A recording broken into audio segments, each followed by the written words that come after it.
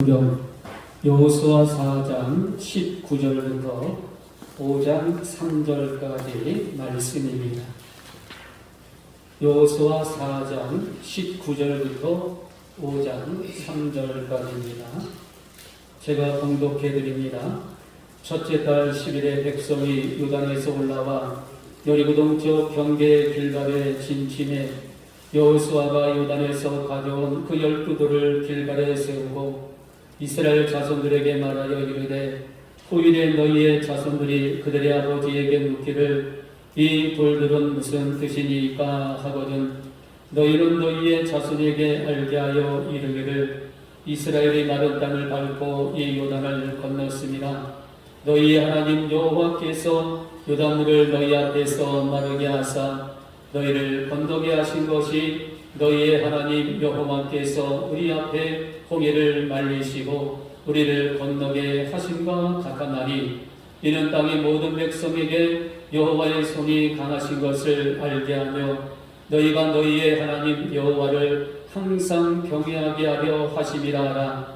요단 서쪽의 아모리 사람의 모든 왕들과 에돔의 가나안 사람의 모든 왕들이 여호와께서 요단물을 이스라엘 자손들 앞에서 말리시고 우리를 건너게 하셨음을 듣고 마음이 녹았고 이스라엘 자손들 때문에 정신을 잃었더라. 그때 여호와께서 여호수아에게 이르시되 너는 부싯돌로 칼을 만들어 이스라엘 자손들에게 다시 할례를 행하라 하시매 여호수아가 부싯돌로 칼을 만들어 할례산에서 이스라엘 자손들에게 할례를 행하니라. 아멘. 하나님이 올 새해 들어서 2025년 저와 여러분 또 가정들 그리고 직장 그리고 사업장 축복하는 한 해가 되시기를 먼저 주님의 이름으로 축복을 드립니다. 우리 옆에 계신 분을 바라보시면서 하나님의 은혜를 나누겠습니다. 이렇게 합니다. 그냥 바로 치고 들어가니까 헷갈리네요.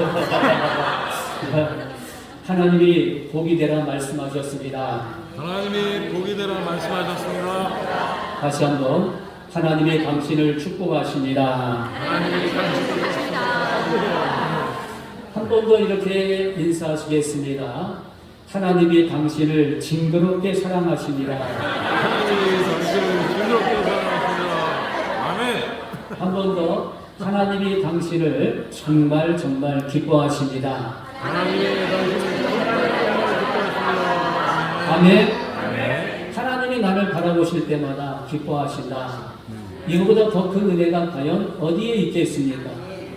하나님이 나를 좋아하시는데 정말 눈 뜨고 못 볼 정도로 징그럽게 사랑하신다. 이거보다 더 큰 기적은 과연 어디에 있겠습니까? 왜냐하면 우리가 지금까지 살아오면서 내 마음대로 살았잖아요. 솔직히 누구보다도 더 많이 기도하고 더 열심히 주일 성수하고 예배 빠지지 않고 또 봉사도 섬김도 헌신도 아주 뜨거운 열정을 가지고 지금까지 해왔지만 그러나 그럼에도 불구하고 온전하고 완전한 존재가 아니라 허물투성이 인간이기 때문에 하나님 앞에서 부끄럽고 죄송스럽고 그런 모습을 가지고 살아갈 수밖에 없지만 그러나 그럼에도 불구하고 하나님께서는 나를 좋아하시는데 정말 징그럽게 좋아하신다라는 겁니다. 여러분, 하나님이 우리 총흥교회를 사랑하시되 총흥교회를 기뻐하시되 징그럽게 사랑하시고 징그럽게 기뻐하시는 총흥교회가 되시기를 다시 한 번 더 축복을 드립니다. 우리 국가나 개인이나 넘어야 고비가 있어요. 그 고비라는 것은 뭐냐면 일이 되어가는 과정에서 가장 중요한 단계를 일컬어서 고비다 이렇게 이야기합니다. 그래서 그런 얘기하잖아요. 이 고비만 넘기면 이 고비만 지나가면 넘기고 지나가면 그 이후에는 어떻다는 얘기예요? 좋은 일이 기다리고 있다라는 겁니다. 오늘도 마찬가지입니다. 새로운 목사님 청빙하는 재직회가 약속되어져 있는데, 예비되어져 있는데, 이 고비만 넘어가면 또 새로운 목사님 오셔서 새 영적인 동력을 가지고 아마 청원교회가 영적인 전투를 벌이는 영적인 싸움에서 승리하는 아름다운 교회가 될 줄로 믿습니다. 그래서 이 고비 넘어갈 때마다 기도하면서 넘어가시고 또 찬송하면서 넘어가시고 또 묵묵히 봉사하고 충성하시면서 이 고비를 잘 뛰어넘으셔서 이전보다도 더 크게 역사하시는 하나님의 은혜와 축복을 받는 아름다운 교회가 되시기를 다시 한 번 더 기원을 드립니다. 오늘 말씀을 통해서 새 역사의 분수령. 그러면 새 역사의 분수령은 무엇인가?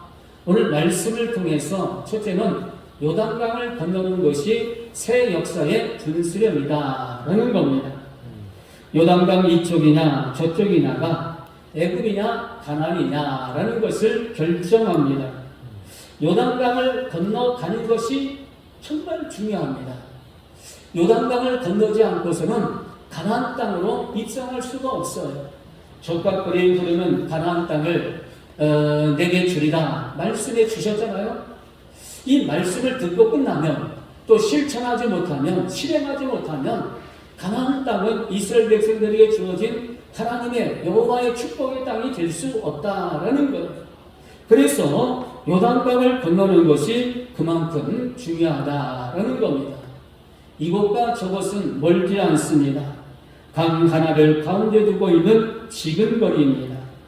강가에까지 와 있어도 그 강을 건너지 않으면 가나안 땅을 보고도 속된 말로 못 먹는 땅이 될 수밖에 없다라는 것이죠. 그래서 반드시 요단강을 건너는 그런 고비의 과정을 잘 거쳐야 된다라는 것입니다.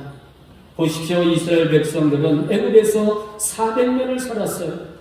노예같이 살아온 그 세월을 청산하기 위해서 애굽에서 탈출을 했습니다. 그리고 그 이후의 모습을 보십시오. 홍해도 건넜습니다. 그리고 광야 생활 40년도 지나왔어요. 이제 그들의 눈앞에는 가나안 땅이 보입니다. 근데 문제가 있어요. 그 문제가 무엇입니까? 요단강을 건너는 일이었습니다. 하나님께서는 절망과 고통으로 신음하고 있는 그 백성들을 구원하기 위해서 모세라는 지도자를 세웠습니다. 그래서 모세는 출애굽의 영도자가 되었고 느보산에서 가나안 땅을 바라보는 것으로 모세의 사명은 끝이 나게 되어집니다. 가나안 땅으로 인도할 새로운 지도자는 누구입니까? 우리가 잘 알고 있는 여호수아입니다. 백성들은 여호수아의 지하에 요단강을 건넜어요. 그래서 4장 1절에 보면은 그 모든 백성이 요단을 건너가기를 마침에 이렇게 말씀해 주고 있어요.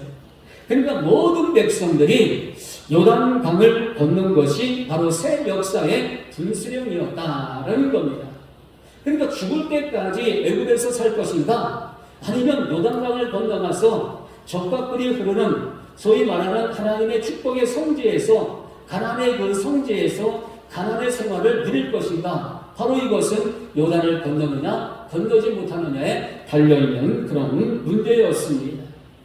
광야 40년 지금까지는 비겁하게 지도자를 원망하고 불평하면서 살아왔지만 그러나 그것은 과거인 것입니다. 보세요. 애굽에서 400년을 살고 그리고 그 이후에 이제 출애굽을 해서 광야에서 40년을 살았어요. 40년을 방황했어요. 40년을 왔다 갔다 했어요. 그 40년 동안 말 그대로 하나님께서 말씀하셨으니까 우리가 그대로 순종을 해야 된다. 원망도 하지 말고 불평도 하지 말고 중얼중얼 거리지도 말고 그저 우리는 묵묵히 하나님께서 하라고 하는 대로 순종만 하면 된다. 어찌 그렇게 되었습니까? 아니잖아요. 목이 말라요. 먹을 것이 없어요. 고기가 없어요. 음식이 없어요. 외쳤던 것이 바로 이스라엘 백성들의 현주소였어요. 그렇게 원망하면서 그렇게 불평하면서 그렇게 지도자를 원망하면서 살아왔지만 그러나 그것은 과거였다. 했다라는 겁니다. 그들이 이제 요단강을 건너왔습니다. 그런데 요단강을 어떻게 건너왔습니까? 먼저 준비를 했습니다. 양식을 준비했고 마음의 준비가 있었습니다. 그리고 더 나아가서는 지도자를 믿고 따랐으며 하나님이 함께 하신다라는 믿음을 가지고 서로를 격려했어요. 여기서 정말 소중하고 그리고 중요한 것은 하나님이 함께 하신다라는 그 믿음을 가지고 서로 격려하는 것이 무엇보다도 소중합니다. 교회가 어려운 일을 겪을수록 또 교회에 풍파가 있을 때 하나님이 함께 하신다라는 그 믿음을 가지고 그 교회 공동체가 구성원들이 서로 격려하는 것이 무엇보다도 중요하다라는 거예요. 그래야 그 시기를 빨리 지나갈 수 있어요. 그래야 그 고비를 정말 쉽게 넘어갈 수 있다라는 겁니다. 한번 인사하십니다. 하나님이 우리 총교회와 함께 하십니다. 여러분 믿으십니까? 여러분 하나님께서 우리 교회 공동체와 함께 하십니다. 그 믿음을 가지고 장로님이 집사님이 권사님들을 또 권사님이 장로님들을 격려하는 그런 교회 공동체가 돼야 비로소 교회의 사명을 바르게 감당할 수 있게 되고 어려운 일들을 고단한 일들을 빠르게 감당할 수 있게 되는 것입니다. 성경을 보십시오. 제사장들은 언약궤를 메고 요단강의 발을 들여놓았어요. 그리고 백성들은 제사장의 뒤를 따르게 했습니다. 하나님은 여호수아에게 말씀하셨습니다. 너희가 요단 물가에 이르거든 요단에 들어가라. 너희가 요단 물가에 이르거든 요단에 들어가라. 여기서 놓쳐서는 안 될 아주 중요한 말이 있습니다. 그게 뭐냐? 하나님께서는 요단강을 흐르는 물을 멈추게 해놓고 백성들을 향해서 너희들은 건너가라, 너희들은 들어가라, 들어서라 이렇게 말씀하고 있는 것이 아니었어요. 겁나 많은 강물에 들어가게 했다라는 사실입니다. 근데 두려움이 찾아오잖아요. 물이 멈춰 흘러요. 물이 흐르고 있어요. 흐르는 그 강물 속으로 여호와 하나님께서는 들어가라, 들어가라 이렇게 말씀해 주고 있어요. 그래서 어떻게 했습니까? 하나님 무섭습니다. 두렵습니다. 내 생명 바꿀 수 없습니다. 놓칠 수 없습니다. 그렇게 외치고 있지 않았어요. 그들은 하나님을 믿고 그 강물로 발을 내밀었다. 이렇게 말씀해 주고 있습니다. 이 믿음의 공동체가 되시기를 주님의 이름으로 축복을 드립니다. 하나님의 말씀을 믿고 그 믿음대로 실천함으로 말미암아 그 믿음의 기적을 불러일으킬 수 있는 총교회 교회 공동체, 그때의 모든 구성원들은 하나님의 축복을 경험하게 될 것입니다. 아까 시편 1편 말씀을 처음에 낭독해 드렸지만은 복 있는 사람은 굉장히 중요합니다. 복이 있는 사람이 있고 복이 없는 사람이 있어요. 저와 여러분은 복이 있는 사람입니다. 누구 때문에 복이 있어요? 예수님 때문에. 네. 예수님의 십자가의 사랑 때문에 우리는 복 있는 사람이 되었다라는 겁니다. 그거 하나 부여잡고 힘들어도 괴로워도 고통스러워도 가슴이 아파도 눈에서 눈물이 흘러도 여러분 기도하면서 나는 복 있는 사람이다. 나는 복 있는 사람이다. 나는 은혜가 있는 사람이다. 나는 말씀의 영이 충만한 사람이다. 나는 기도의 능력을 가지고 어떤 풍파도 헤쳐나가리라. 이런 영적인 자신감을 가지고 승리할 수 있는 여러분이 되시기를 주님의 이름으로 축복을 드립니다. 성경을 찾겠습니다. 앞으로 돌아가서 여호수아 3장 14절부터 17절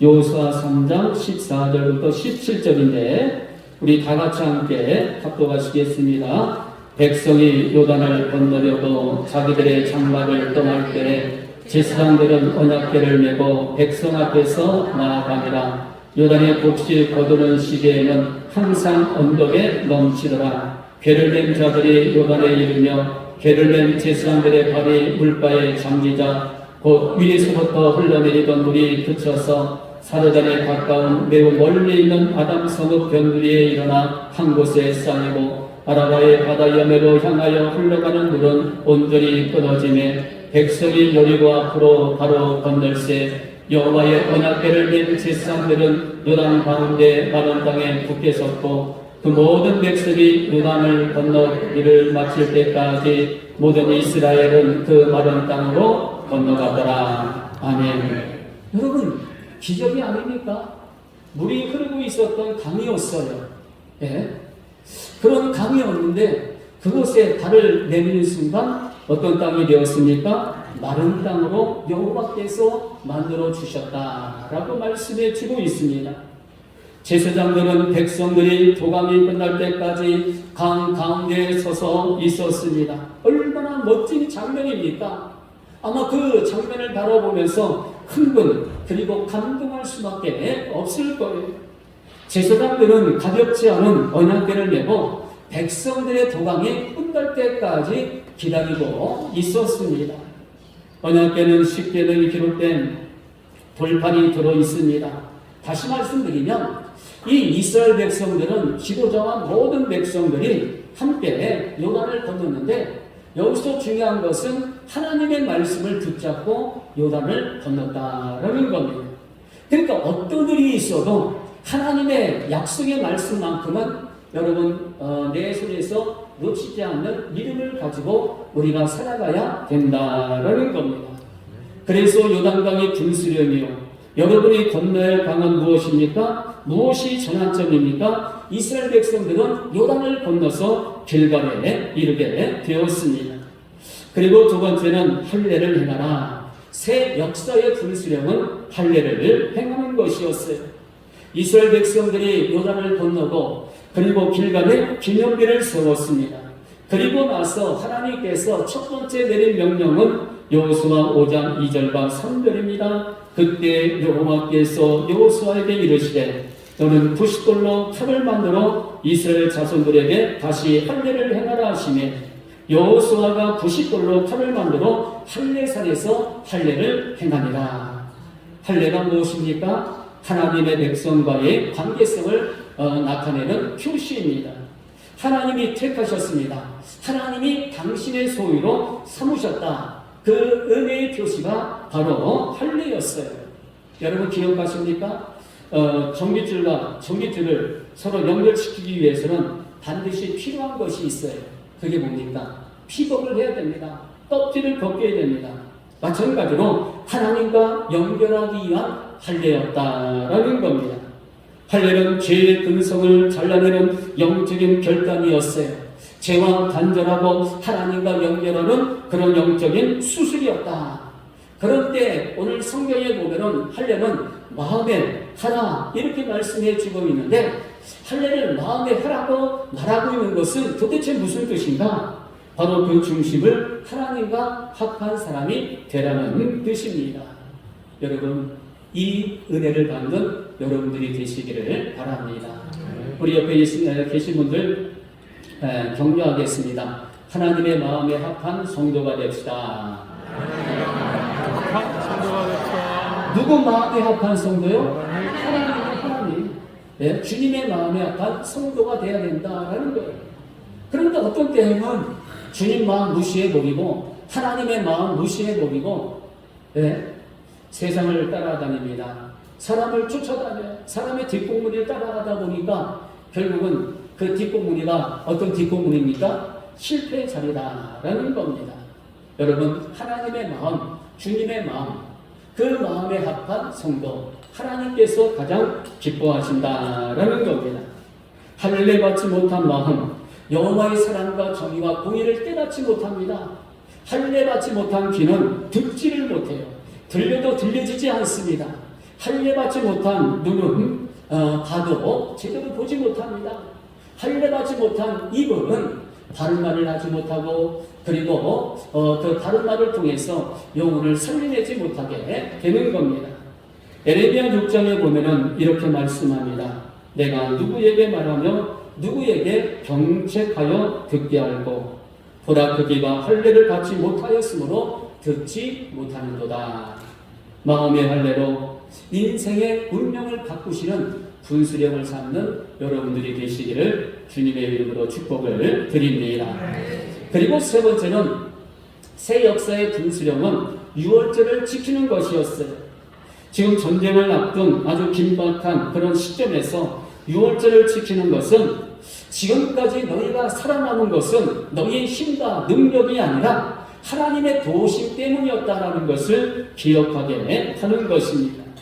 하나님의 능력으로 애굽을 탈출했고 하나님의 도우심으로 호계를 건넜고 하나님의 함께 하심으로 요단을 건너 길갈까지 왔다라는 것을 기억하게 하기 위해서입니다.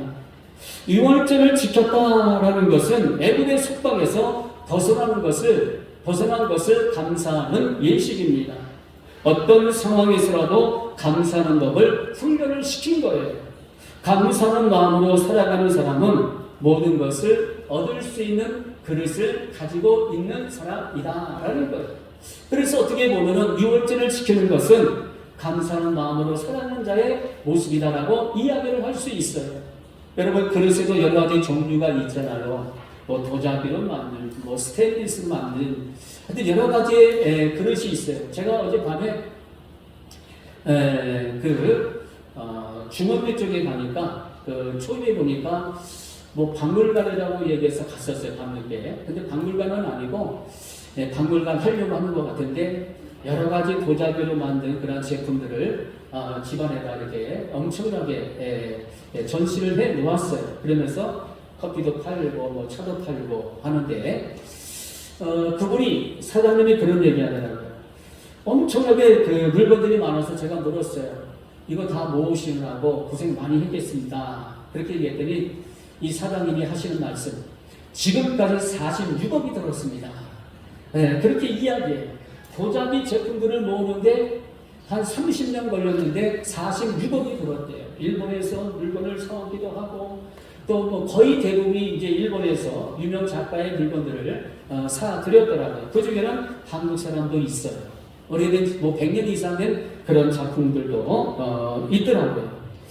왜 이 말씀을 드리냐 하면은 그분이 그런 얘기합니다. 결국은 우리가 살아갈 때 뭐 이것은 얼마고 저것은 얼마고 그것이 중요한 것이 아니라 각 개인이 어떤 마음을 가지고 살아가느냐에 따라서 뭡니까? 그 작가가 만든 그것도 달리 해석되는 그런 경향이 있다. 그러면서 무엇보다도 감사하면서 사는 것이 중요하다. 그렇게 이야기하는 것을 들었어요.